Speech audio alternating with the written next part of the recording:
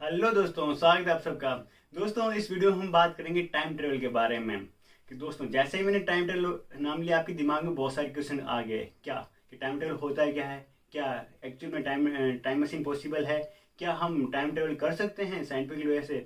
अगर हम कर सकते हैं तो क्या हम फ्यूचर के बारे में जान सकते हैं, और क्या हम अपने पास्ट में जाकर अपनी गलतियों को सुधार सकते हैं। ऐसे बहुत सारे क्वेश्चन हैं। तो दोस्तों, इस वीडियो में हम बात करेंगे कि अभी तक जो हमारे साइंटिफिक वे में कितनी कि साइंटिफिक वे में हम देखेंगे कि ये टाइम टेबल पॉसिबल है या नहीं है, और अभी तक जो हमारे साइंटिस्ट हैं उन्होंने कितना इस पर वर्क कर लिया है। तो बेसिकली हम देखते हैं कि टाइम टेबल एक्चुअली होता है क्या है। टाइम टेबल मीन्स होता है कि टाइम में चेंजेस होना। टाइम में चेंजेस होना मतलब टाइम या तो स्लो चलना है या फिर फास्ट चलना, उसके अकॉर्डिंग हम फ्यूचर में या फिर पास्ट में जा सकते हैं। अब हम देखेंगे कि टाइम टेबल का कंसेप्ट आया कहाँ से। वैसे तो दोस्तों, इसमें बहुत सारी स्टोरीज आपने सुनी ही होगी जिसमें हम टाइम टेबल के अपने फ्यूचर में जा सकते हैं और अपने फ्यूचर के बारे में जान लेते हैं। या फिर कुछ स्टोरी में ऐसा होती है हम अपने पास्ट में जाके अपनी गलतियों को सुधार लेते हैं।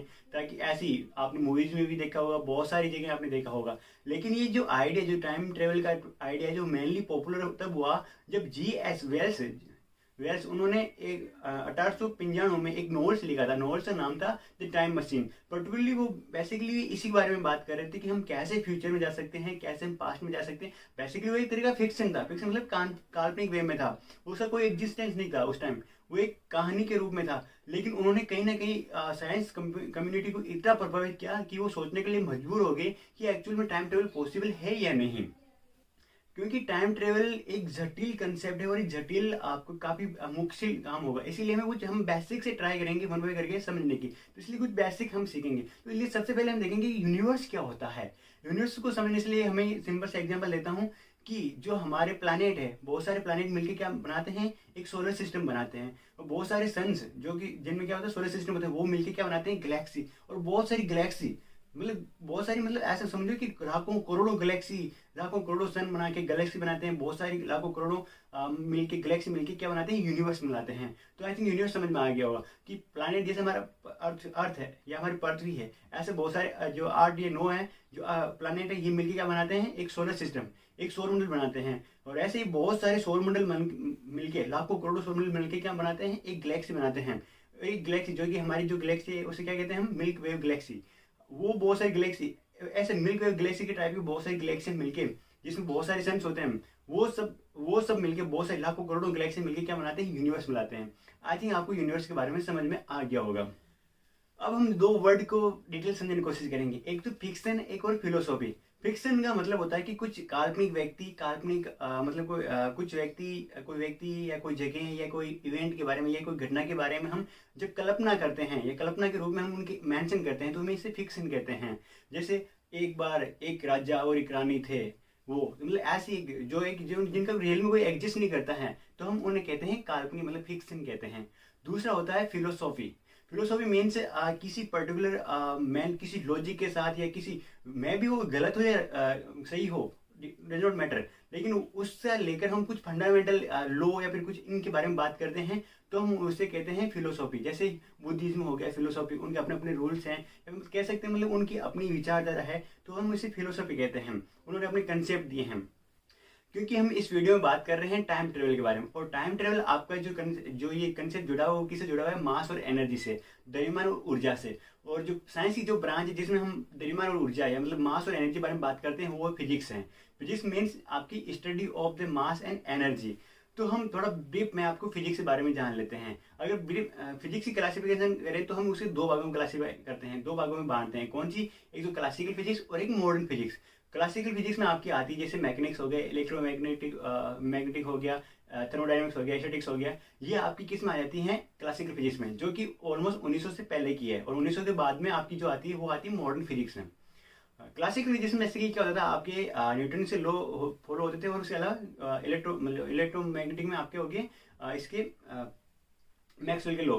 लेकिन क्या हुआ था, अब देखो जो इलेक्ट्रॉनिक्स, जो क्लासिकल जो मैकेनिक्स में जो लॉ थे आपके न्यूटन के लॉ थे, मतलब न्यूटोनियन फिजिक्स थी, वो क्या थी, वो केवल आपकी जो डेली लाइफ में आप जितने भी यूज करते हो ऑब्जेक्ट, जहाँ पे भी आपने लगाते हो फिजिक्स, वहाँ पे वो अप्लाई कर रही थी। लेकिन दो ऐसी कंडीशन आ गई जहाँ पे न्यूटन के लॉ फेल हो रहे थे। कौन कौन सी, एक तो जब आपकी गाड़ी या फिर आपका स्पेस क्राफ्ट, जो आपका हवाई जहाज, अगर वो उस स्पीड ऑलमोस्ट आपकी मतलब स्पीड और लाइट के आसपास हो जाए, तब आपका क्या होगा कि वहाँ पे न्यूटन के फिजिक्स के लॉ फेल हो जाते हैं।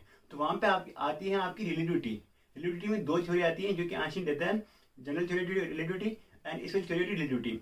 और एक और कंडीशन थी वहाँ पे जहाँ पे न्यूटन के फिजिक्स के लॉ फेल हो रहे थे, वो कौन सी थी कि अगर हम जो फिजिक्स है वो आप ऐसी जगह अप्लाई कर रहे हैं जहाँ पे जैसे पार्टिकल की साइज बहुत छोटी माइक्रोस्कोपिक लेवल पे, जैसे आपके इलेक्ट्रॉन प्रोटॉन ये हो गया, न्यूट्रॉन हो गया, इस लेवल पर अगर आप फिजिक्स अप्लाई कर रहे हो तो वहाँ पे भी न्यूटन के फिजिक्स के लॉ फेल हो रहे थे। वहाँ पे आपके कंसेप्ट आते हैं किसका, क्वांटम फिजिक्स का। तो जो आपकी मॉडर्न फिजिक्स है, जो मॉडर्न फिजिक्स में भी दो ब्रांच है, कौन सी होगी, एक तो रिलेटिविटी और दूसरी होगी आपकी क्वांटम फिजिक्स।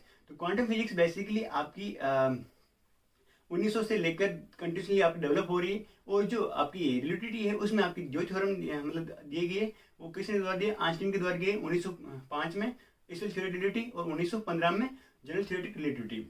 आई थिंक आपको फिजिक्स के बारे में समझ में आ गया होगा। अब हम बात करेंगे टाइम ट्रेवल के बारे में। देखो, टाइम ट्रेवल की बात करने के लिए हमें दो तरह की मतलब वे काम लेंगे, एक तो फिलोसॉफिकल और एक दूसरा साइंटिफिक। कि फिलोसॉफी में अगर किसी ने मतलब कहा कि कोई साइंटिस्ट कम्युनिटी, उसने कहते हैं कि ये चीज़ पॉसिबल, ये होने वाला है, मतलब उसने अपनी तरफ से एक विचारधारा दे दी। लेकिन अब हम साइंटिफिक वे में देखेंगे कि वो पॉसिबल है या नहीं है, वो कैसे एक्सपेरिमेंटली प्रूफ है या नहीं है, या थ्योरेटिकली प्रूफ है या नहीं है। तो हम दोनों चीज़ों को पैरेलल लेके चलेंगे।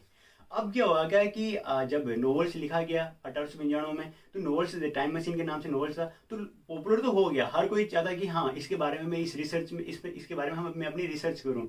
तो उस टाइम क्या था, ये बात है 1895 की, तो उस टाइम क्या था, अपनी न्यूटोनियन फिजिक्स चल रही थी, मतलब वहाँ पे क्लासिकल फिजिक्स ही थी, वहाँ पे मॉडर्न फिजिक्स नहीं आ रखी थी।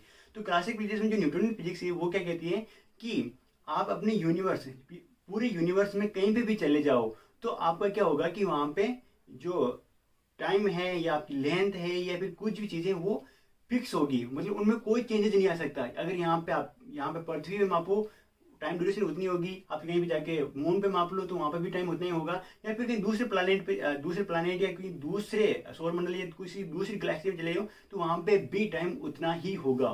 तो मतलब टाइम में चेंजेस नहीं आ रहा बिल्कुल भी। तो इसके अकॉर्डिंग तो टाइम ट्रेवल पॉसिबल है, टाइम चेंज नहीं आ रहा, टाइम ट्रेवल भी पॉसिबल नहीं, क्योंकि आप न तो आगे जा सकते हो न पीछे जा सकते हो। तो न्यूटन फिजिक्स टोटली आपकी डिनाई करती है कि आपका टाइम ट्रेवल पॉसिबल नहीं है। ये बात है 1895 के आसपास से लेकर 1900 तक की। लेकिन इस चीज में काउंटर हो जाता है, कब होता है, जब आपका आ जाता है रिलेटिविटी। अब जो सेकंड टॉपिक में हम बात कर रहे हैं रिलेटिविटी। अब रिलेटिविटी में बेसिकली क्या होता है कि अब जैसे मैंने बताया कि वहाँ पे जाके आपकी classical physics Newton physics fail हो जाती है, जहाँ पे आपकी स्पेस क्राफ्ट की स्पीड कितनी हो जाती है, ऑलमोस्ट नियर टू आपकी speed of light. Speed of light कितनी होती है, 3 × 10⁸ मीटर पर सेकेंड, मतलब बहुत ज़्यादा। अगर उस इस स्पीड से आप अपना स्पेस क्राफ्ट या कुछ भी ले जाते हो तो वहाँ पे न्यूटन के फिजिक्स जो न्यूटन के फिजिक्स के लॉ है वो फेल हो जाते हैं। तो वहाँ पे आपकी आती है स्पेशल थ्योरी ऑफ रिलेटिविटी। तो स्पेशल थ्योरी ऑफ रिलेटिविटी क्या कहती है कि अगर आप इसके बारे में आप अगर काफ़ी कुछ पढ़ोगे तो आपको पता चलेगा कि आपका टाइम डायलेशन, मतलब आप अगर, जैसे मैं एग्जाम्पल लेता हूँ कि एक आप स्पेस क्राफ्ट में बैठे हो और एक आप यहीं पे बैठे हो, मतलब दो ट्विन है, मतलब एक साथ जन्मे हैं, मतलब एक ही दिन जन्मे, कि एक मैं हूँ एक मेरा भाई, एक दिन ही जन्मे, और मैं तो यहीं पे रह गया और मेरा भाई किसमें चला गया, एक स्पेस क्राफ्ट में बैठ गया, और वो बैठ के ट्रेवल करने लगे, और उसकी स्पीड, जो स्पेस क्राफ्ट में बैठा है उसकी ट्रेवल स्पीड कितनी, ऑलमोस्ट स्पीड ऑफ लाइट के इक्वल है। तो वो कुछ दिन मतलब काफ़ी साल तक ट्रेवल करके आ रहा है उसमें इतनी स्पीड के साथ, और मैं यहाँ पे हो गया, मैं यहीं पे हूँ, क्योंकि वो मेरा ट्विन है, मेरा जुड़ा भाई है। कुछ दिनों के बाद वापस आया तो वो तो अभी यंग ही रहेगा, लेकिन मैं क्या हो गया, बूढ़ा हो गया, लेकिन वो अभी तक यंग है। तो ये कहलाता है आपका टाइम डायलेशन, मतलब कि वो स्पीड ऑफ लाइट की ट्रेवल कर रहा है तो उसका टाइम बहुत स्लो चल रहा है, बहुत स्लो, और मेरा तो यूजुअली चल रहा है जैसे टाइम चल रहा है। तो इसे क्या हो गया, टाइम ट्रेवल, मतलब वो फ्यूचर में चला गया। तो इसे हम कहते हैं कि आपका टाइम ट्रेवल करना, या फिर ये। तो अब क्या कहोगे, क्या हाँ है, तो इसमें स्पेशल थ्योरी ऑफ रिलेटिविटी से तो आपका टाइम ट्रेवल पॉसिबल है, तो हम फ्यूचर में जा सकते हैं।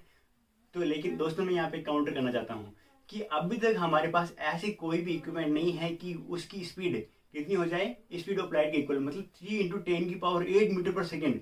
अभी तक हमारे पास जो मैक्सिमम स्पीड है वो भी 1000 होगी, मतलब 3 × 10⁵ ऐसी कुछ, मतलब एट तो बहुत दूर की बात है, बहुत दूर की फार है।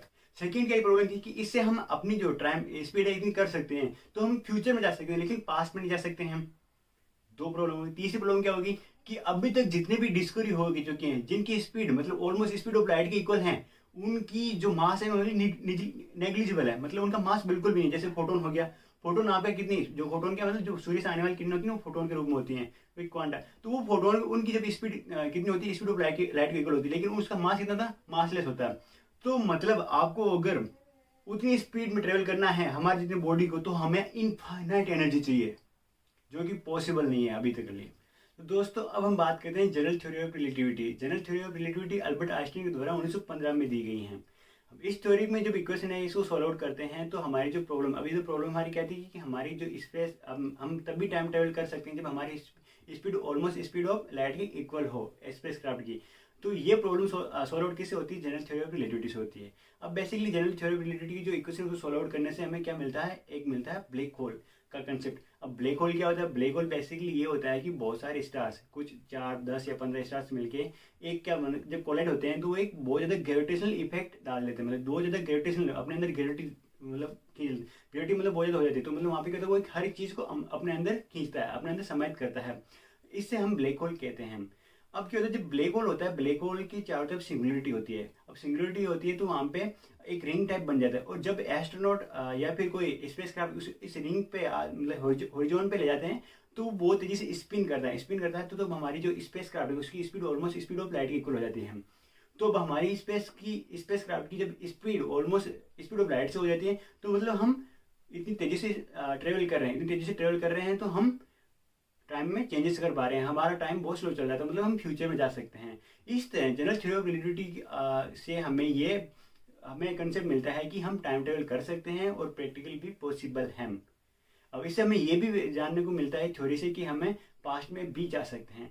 बट अभी भी क्या आप कहोगे कि क्या हम अब ट्रेवल कर सकते हैं एक्चुअल में प्रैक्टिकल लाइफ में, तो अभी भी हमारे बस की बात नहीं, क्योंकि ब्लैक होल की जो थ्योरी की जो दी गई बहुत साल पहले दी गई, लेकिन उसको डिस्कवर भी कर लिया, हाँ ब्लैक होल एग्जिस्ट भी करते हैं, लेकिन अभी प्रैक्टिकली ऐसा स्पेसक्राफ्ट डिजाइन करना है जो कि वहाँ पे ब्लैक होल के पास जाके उसकी स्पिन से ग्रेविटी का यूज करके वो इतना तेजी से ट्रेवल कर सकते हैं, ऐसी टेक्नोलॉजी हमारे पास नहीं है। इसके अलावा ये भी चांस होता है कि अगर हम ब्लैक होल के पास जाएं और हम उसके किनारे पे नहीं जाके उसके सेंटर में चले गए, तो हमारी चांस हो गया कि हम उसमें खुद समाहित हो जाएंगे, मतलब टाइम ट्रेवल को करना दूसरी बात है, हम उसी टाइम खत्म हो जाएंगे। तो अभी तक ये भी पॉसिबल नहीं है। इस तरह आपने जनरल थ्योरी ऑफ रिलेटिविटी से ये जान लिया कि हाँ टाइम ट्रेवल करना पॉसिबल है और हम फ्यूचर और पास्ट दोनों में जा सकते हैं। अब यहाँ पे बहुत सारे क्वेश्चन आ जाते हैं कि हम फ्यूचर में जाके अपने फ्यूचर के बारे में जान सकते हैं। दूसरा क्वेश्चन, क्या हम अपने पास्ट में जाकर अपने पास्ट के में कुछ जो गलतियाँ उनको इम्प्रूवमेंट कर सकते हैं। या तीसरा क्वेश्चन, क्या हम पास्ट में जाएंगे तो हम खुद ही होंगे या फिर अपनी कुछ जो पिछले जो एग्जिस्ट करता है वो होगा। अब जैसे एग्जांपल लेता हूँ कि मैं एक सुरेंद्र हूँ, मैंने अब 15 साल बैक गया मैं अपने पास्ट में, तो उस टाइम में अब 15 साल बाद में जाऊँगा तो मैं 5 साल का, अभी जब मैं 21 साल का, तो उस टाइम में 6 साल का और भी एग्जिस्ट करूँ, तो उस टाइम हम दोनों साथ में एग्जिस्ट करेंगे, 6 साल का और मैं 21 साल का, या फिर एक दोनों में से एक एग्जिस्ट करेगा। यहाँ पे भी प्रॉब्लम है। अब क्या जो मैं चेंजेस करूँगा वो चेंजेस एग्जिस्ट करेंगे या नहीं करेंगे। एक और प्रॉब्लम यहाँ पे आता है grand father paradox. Grand father paradox क्या होता है कि मैंने पास्ट में ट्रेवल किया, मतलब मैं पास्ट में चला गया, पास्ट में जाके मैंने क्या किया, मतलब अपने डैडी के पैदा होने से पहले ही दादाजी का मैंने कत्ल कर दिया, मैंने अपने दादाजी को मार दिया। तो उसमें क्या होगा कि इसमें मेरे पापा का जन्म भी नहीं होगा, तो पापा का जन्म नहीं होगा तो मैं भी एग्जिस्ट नहीं करूँगा, तो इस तरह को तो मेरा एग्जिस्टेंस भी नहीं होगा। तो इस तरह तो आपका वो छेड़छाड़ हो जाएगी हिस्ट्री के साथ। तो क्या ये एग्जिस्ट करेगा, मतलब ग्रैंड फादर पैराडॉक्स एग्जिस्ट कर, ये भी एक प्रॉब्लम है। तो इन सब को प्रॉब्लम की सॉल्यूशन मिलती है आपकी क्वांटम फिजिक्स में। अब क्वांटम फिजिक्स क्या कहती है, क्वांटम फिजिक्स में क्वांटम ग्रेटिव फील्ड होता है, वो आपको देता है बहुत एक नया कंसेप्ट किसके बारे में होता है कि बहुत सारे पहले यूनिवर्स एग्जिस्ट करते हैं। अभी तक तो मैंने बताया कि एक ही यूनिवर्स है, उसमें बहुत सारी गैलेक्सी है, गैलेक्सी में बहुत सारे सोलर सिस्टम में बहुत सारे प्लानट है। तो अब एक नया कंसेप्ट आ गया कि बहुत सारे पहले भाई हो सकता है, क्योंकि अभी तक हमने इतनी डिस्कवरी नहीं की कि हाँ कि बहुत सारे पहले यूनिवर्स भी एग्जिस्ट कर सकते हैं। अब उसका टाइम ट्रेवल से क्या रिलेशन है, टाइम ट्रेवल से रिलेशन है कि पहले यूनिवर्स है तो वो अपनी अपनी जो है कुछ टाइम पे जो यूनिवर्स है वो एक नहीं होती, इनफाइनाइट है, मतलब कुछ साल बैक अगर मैं जाऊँगा कुछ फ्यूचर में टाइम ट्रेवल कर चला गया तो दूसरे यूनिवर्स में चला जाऊँगा और वहाँ पे जाके वो यूनिवर्स फ्यूचर में चल रहा होगा, तो मैं दूसरे यूनिवर्स चला मतलब फ्यूचर में चला गया। अगर मैं टाइम ट्रेवल करके पास्ट में गया हूँ तो मतलब एक ऐसा यूनिवर्स होगा जो कि काफ़ी बैक चल रहा है, अभी बहुत स्लो चल रहा है, तो मैं किस में चला गया, अपने पास में चला गया।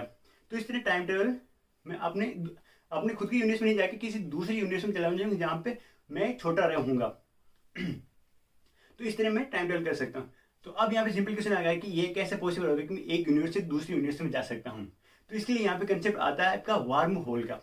अब दिमाग खराब हो रहा है कि वार्म होल क्या होता है। वार्म होल सिंपल ऐसा होता है कि दो ब्लैक होल हो गए, दो ब्लैक होलों को जब हम एक ट्यूब से कनेक्ट कर देते हैं, एक इनफाइनाइट ट्यूब जो एक फुल एनर्जी से होती है, तो तब हम इसे कहेंगे कि हम ये एक आपका वार्म होल है। वार्म होल बेसिकली आपका कनेक्ट करता है एक यूनिवर्स को दूसरे यूनिवर्स में। अब मान लो कि आपका ये एक यूनिवर्स है, एक ब्लैक होल ये और एक ब्लैक होल ये इस यूनिवर्स से जुड़ा हुआ और ये एक इस यूनिवर्स से जुड़ा हुआ है।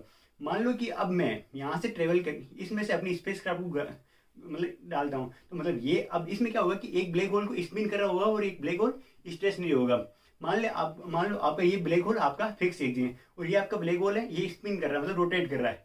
जब आप इससे इस तरफ जाओगे तो आपका क्या होगी, स्पीड बहुत तेजी से बढ़ती जाएगी मतलब आप फ्यूचर में चले जाओगे, क्योंकि आपकी स्पीड कितनी होगी, स्पीड ऑफ लाइट की इक्वल होगी, तो आप फ्यूचर में चले गए, तो मतलब आप अपने नए पहले यूनिवर्स में जाओगे जो कि आपको फ्यूचर में लेके चले जाएगा। मान लो कि आपका ये आपका ब्लैक होल है, ये आपका स्पिन कर रहा है मतलब रोटेट कर रहा है बहुत तेजी से और ये आपका स्टेशनरी है। तो आप यहाँ से यहाँ इसमें एंटर करोगे तब आपकी स्पीड बहुत ज़्यादा होगी और स्पीड बहुत कम ज़्यादा से आपकी धीरे धीरे कम होती जाएगी, मतलब आप अपने पास्ट में चले जाओगे। तो इस तरह आप ब्लैक होल का यूज करके फ्यूचर या पास्ट में जा सकते हो, वो डिपेंड करेगा कि आपकी रोटेशनल की आपकी गति की। तो इस तरह आप वार्म होल का यूज करके एक यूनिवर्स से दूसरे पहले यूनिवर्स में जा सकते हो और वो आपका या तो फ्यूचर होगा या पास्ट होगा। इस तरह आप टाइम ट्रेवल कर सकते हो। तो अब हम आ जाते हैं, हम इसकी लिमिटेशन पे बात करते हैं, क्या ये पॉसिबल है या नहीं है। देखो सबसे पहली हमारी प्रॉब्लम है टेक्निकल, जो हमारी जो अवेलेबिलिटी है। तो अभी तक हमारे जो स्पेस क्राफ्ट है वो ऐसे ही हैं जिनकी स्पीड तो बहुत कम है। सेकेंड बात है कि हम ऐसा स्पेस क्राफ्ट भी अभी नहीं बना पाए हैं जो कि ब्लैक होल के पास गति कर सकें या फिर ब्लैक होल के अंदर से गुजर सकें, तो प्रॉब्लम। तीसरी बात है स्टेबिलिटी की, वहाँ पे हम अगर जब ब्लैक होल की तरफ जाएंगे तो ब्लैक होल के अंदर भी गिरने के चांस होते हैं या फिर हम किनारे पे जा पाएंगे नहीं पाएंगे, वार्म होल के यहाँ पे भी प्रॉब्लम है। तीसरी बात है कि अगर आपको ब्लैक होल से दूसरे ब्लैक होल में जाना है मतलब आपकी वार्म होल का यूज करना है, तो आपको चाहिए नेगेटिव एनर्जी या फिर नेगेटिव मास, जो कि अभी तक जो हमारी फिजिक्स में जितनी भी डिस्कवरी हो चुकी है जहाँ पे है फिजिक्स है उसके अकॉर्डिंग नेगेटिव एनर्जी और नेगेटिव मास तो एग्जिस्ट ही नहीं करते। तो इस तरह आप देख पा रहे हो कि अभी ये हमारे पास चैलेंजेस है, ऐसे मान सकते हो ये चैलेंजेस है कि हमारे पास नेगेटिव एनर्जी हम कैसे लेके आएँ या फिर हमें ऐसा स्पेस क्राफ्ट कैसे हम बनाएं ताकि वो इतनी तेजी से स्पीड ऑफ लाइट से ट्रेवल कर सकते हैं। तो बेसिकली अब आप मुझसे सिंपल सा क्वेश्चन आपका अभी भी यही क्वेश्चन है कि हम टाइम ट्रेवल कर पाएंगे या नहीं कर पाएंगे। तो सिंपल सा एक जवाब है कि हमारी जो थ्योरेटिकल है अभी जो जितनी डिस्कवरी है उसका अकॉर्डिंग साइंटिफिकल वे में भी पॉसिबल है कि हम टाइम ट्रेवल कर सकते हैं, लेकिन प्रैक्टिकली अभी तक कोई चांसेस नहीं है कि हम कुछ ट्रेवल कर सकते हैं। आई होप कुछ ऐसी टेक्नोलॉजी या फिर कुछ ऐसे लॉ या फंडामेंटल लॉ आ जाएं जो कि हमें इस चैलेंज से उभरने के लिए मौका दे और हम टाइम ट्रेवल कर पाएं। Have a nice day, take care, bye.